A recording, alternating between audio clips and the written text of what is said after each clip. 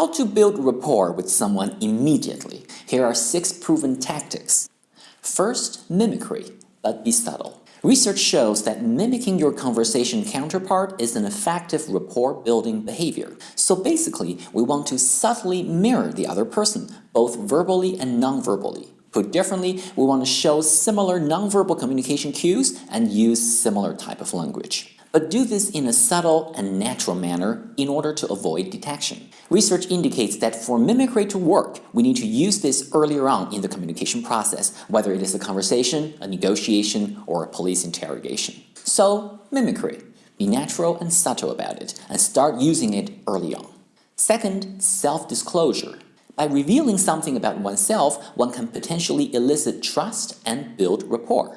Obviously, depending on what kind of communication it is, we might need to do this cautiously. For example, one might not want to reveal too much about oneself in a business negotiation setting. But the idea has been shown by research to be effective. Whether it is negotiations or, again, police interrogations, the negotiators' or interrogators' self-disclosures tend to result in increased liking, trust, rapport, and decreased misinformation coming from the counterpart. Third, common ground. In other words, highlighting similarities. Any overlaps in interests, identity, background, or experiences can be highlighted and used to build rapport. Research shows both deep-level similarities and surface-level incidental similarities work in building rapport. So, know your negotiation counterpart or your interrogation subject so that we can use common ground to build rapport. Fourth, contrast. In other words, doing the opposite of your counterpart. Research on police interrogation indicates if the interrogation subject shows a clearly dominant or a clearly submissive posture,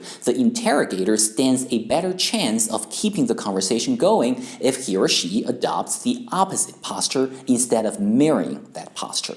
This is because in the case where one party shows a clearly dominant or clearly submissive style, a complementary style would tend to work better than a mirrored style.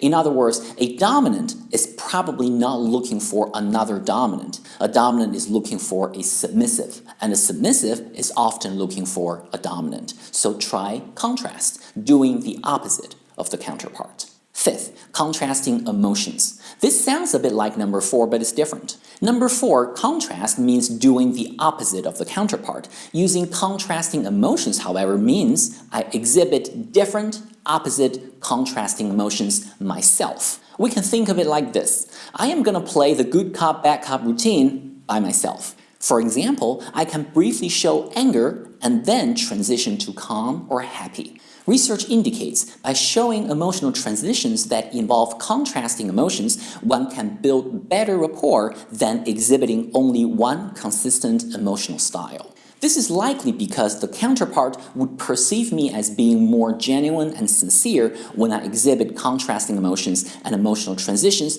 in the communication process. So try it. Number 6, active listening, affirmative non-evaluative feedback, and immediacy behaviors. These are a few things I bunched together into one. All this basically means we want to show interest. Translating this mindset to behaviors, leaning forward, maintaining good eye contact, orienting my body to my counterpart, affirmative, encouraging verbal and nonverbal responses, occasionally repeating and paraphrasing what the other person said, and calling that person by their preferred name or title. All these together would serve to build rapport with your subject. So these are the 6 tactics we could use to build rapport.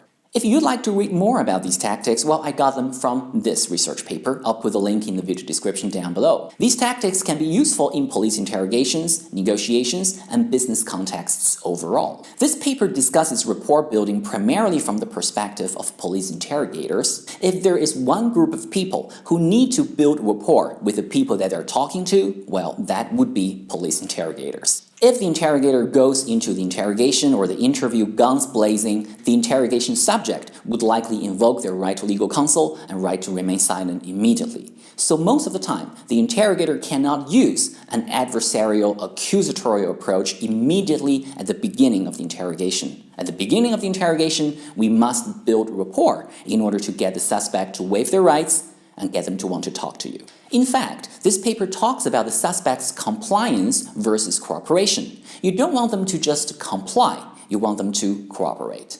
And this notion is very relevant not just for police interrogations, but also for many other contexts. Applying this compliance versus cooperation idea to, for example, leadership and management, you wouldn't want your employees to just comply and do what you ask. That's passive.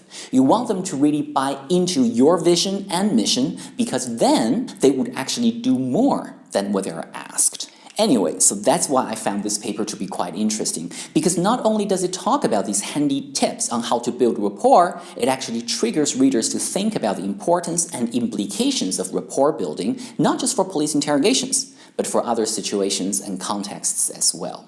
So give it a read if you're interested.